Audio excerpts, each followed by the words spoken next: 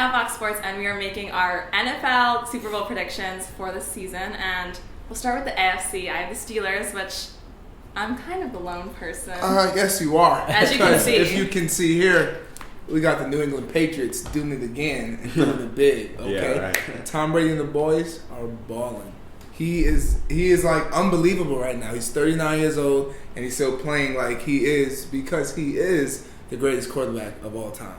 Okay, he's 12-4 all time versus top 1 defenses, and he just dismantled the Ravens this past week in Week 13.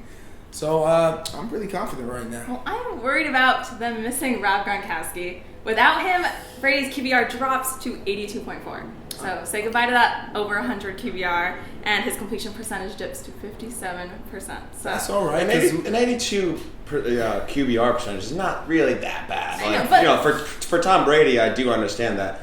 In Week 14, they also just signed Michael Floyd, Right. who's going to be a great outside threat for the Patriots. That's right. I just think that you put Tom Brady and Bill Belichick, the dynamic duo that they are, back in the playoffs, they're going to make a run. Yeah. Like, that's just the kind of team, the kind of organization that they are. They're winners, and you put them in the playoffs, and they could go out and beat anybody.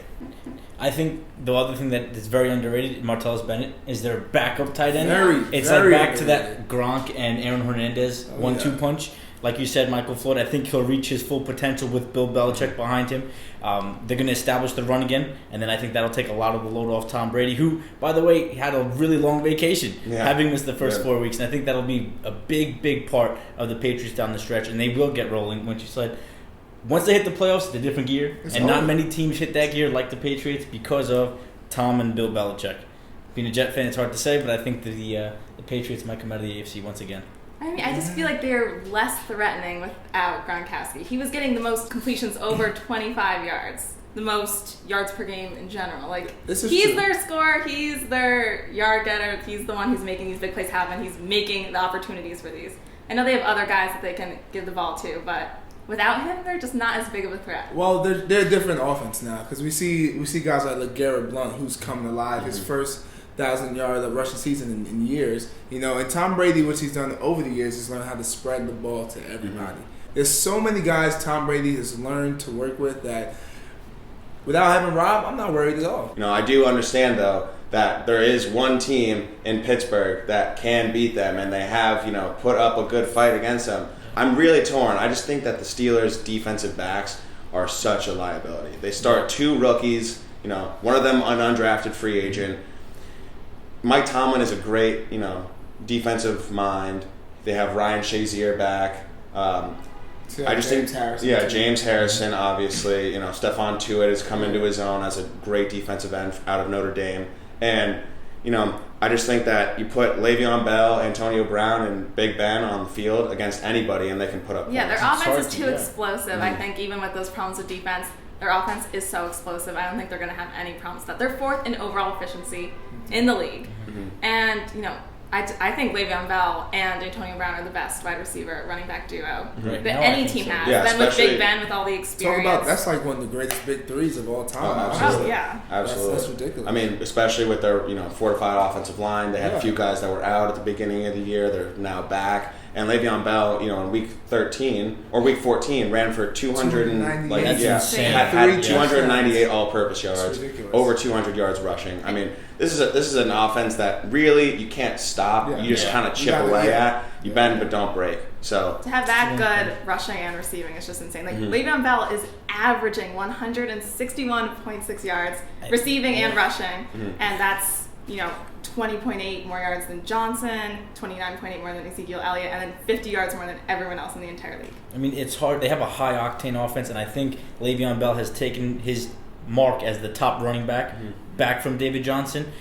The one thing is we know they're going to put up points. If their defense can produce some pressure on the opposing quarterback, take some pressure off the defensive backfield, I think they can possibly make it to that Super Bowl. But it's that one thing that's hit or miss with them, because one day they'll come in and get 5 sacks on the quarterback, and then you won't hear from the linebacking core. I think for the Pittsburgh Steelers, their key to getting into the Super Bowl is their matchup. So you put them, for example, against a Kansas City Chiefs team that has an outstanding defense, really, really opportunistic, especially with Eric Berry and Marcus Peters, 2 of the best defensive backs in the league.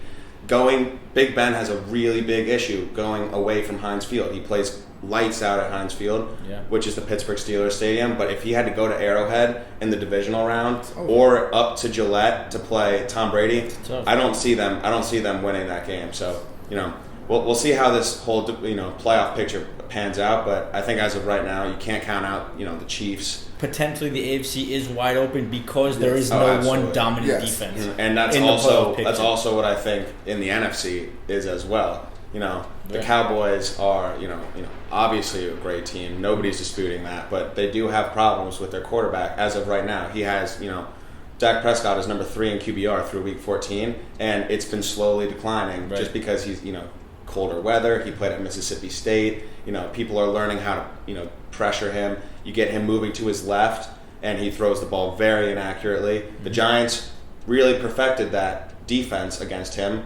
Especially with the undrafted free agent Romeo Okwara, who stepped in for Jason Pierre-Paul, and everybody was like, that's going to be the key to the game is getting pressure on Dak Prescott, and ended up working out. So there's a lot of different matchups that you really don't know at this point in the season of who's going to come out of the NFC or the AFC. That's it. I mean, the one thing that people have to remember, he's just a rookie. Yeah, he is. So he has a lot of flaws, and like you said, he's not Superman. The last 3 weeks, he's been throwing less than 200 yards per game, and you can't win games like that in the playoffs, no matter how great you are. And I think now, like you said, the Giants exposed them. They showed how you can contain their Dak Prescott, Ezekiel Elliott, and I think a lot of teams are going to rely on that system that the Giants worked out, and they'll push it forward. Yeah. And come playoff time, give a lot of credit to C Spagnuolo. He did a really phenomenal game. Different. He recognized what kind of pressures worked. He, brought blitzes from different sides. He brought Landon Collins on a bunch of blitzes. They played really well. Ezekiel Elliott didn't even get one touchdown against the Giants, so to be able to hold him to that extent. I mean, that's the saving grace right now for the Giants. What I realized about the Cowboys is that they're a young team. They don't really have that much playoff experience, and the franchise itself in the last recent years doesn't either. So it's gonna be hard for them to adjust. They're rookies. Dak's a rookie. Elliott's a rookie, so they don't really know NFL playoffs. Now the Giants, on the other hand, they know NFL. They've done this before. They're not going to be the number 1 seed, not going to be the number 2 seed. And we don't want to be the number 1 seed. But they'll get into the playoffs. The top wild card. I know from experience in the past, they will get into the playoffs and they will ruin your dreams. They will make you cry to sleep at night. It's not a game. But the Giants, right now, their defense, they're doing what they're supposed to do. This past all season, they spent $200 million. That investment was worth it. And it's worth it. It was money well spent. Money definitely They could fix the running game. Janoris Jenkins, Olivier Vernon. Olivier Vernon plays on the inside. Without JPP, they still looked great. They're my favorite defense to watch this season. That's absolutely not a lie. I'm scared of the Giants right now, but I do think they'll find their way to the Super Bowl. You don't really know what's going to happen in this playoffs. The Cowboys could make a run, and nobody really knows, so we'll have to see. So for predictions, I'll be the lone person in saying I have the Steelers. This is hard. I had to go with the Giants. I'm going to have to go with the New England Patriots and the Seattle Seahawks. Round 2, we should go. Verified defense. They've played in big games over the past 3 years. They have guys And they are getting hot right now, honestly. They're playing good football. Who do you have winning the Super Bowl? I didn't do that. I have the Steelers. Winning, I just give it to Tom at this point. I'm going to have to go with the New England Patriots. Really just have him cement his legacy as the greatest quarterback of all time. I kind of just want to see him win it and just be out. Be like, I'm done. See you later. Bill and Tom, get out of here. Too bad he's not going to leave till he's 45. He's going to fall off a cliff. He's done. It's all of a sudden going to be like... It has to be a dramatic drop. Oops. Because right now he said he feels good. And if Tom Brady's feeling good, then I'm feeling good. And I had the Patriots going to the Super Bowl. And not only winning, but the 3rd time's a charm. And we will beat the New York Giants. Mark my words. Still be 2-1 against them if that does happen. Mark my words. We may need another helmet catch. But mark my words. You put the New York Giants against the Patriots in the Super Bowl, and you never know what's going to happen. You're bound for a great show. It's going to be a good show. It's going to be a good show. Regardless, it'll be a good show. Yeah. I don't know. I don't really want to jinx the Giants right now. I'm gonna go Seahawks, Patriots, and they run the ball on the 1 yard line, and the Seahawks win. Surprise, surprise. I'm standing pretty firm with my pick, though. I don't think the Patriots win it this year. I was correct on all my picks for every sport. Yeah, you were. Well, So, not this time. and I made really terrible picks this time. please don't listen to mine. If this ends up winning, like, this will be the long shot. Yeah, Makes sense. Like Steelers, Giants, we're gonna have You to, win. Steelers. then we're gonna have to start betting. Yeah. Yeah. Everything I say. Taking you to Vegas. Yeah, I got the Cubs, Indians before even Hey. postseason. yeah, that is true. Yeah. Okay. That was Respect. impressive. Anyway, Respect. guys, leave a comment below what you think, who you agree with, disagree with.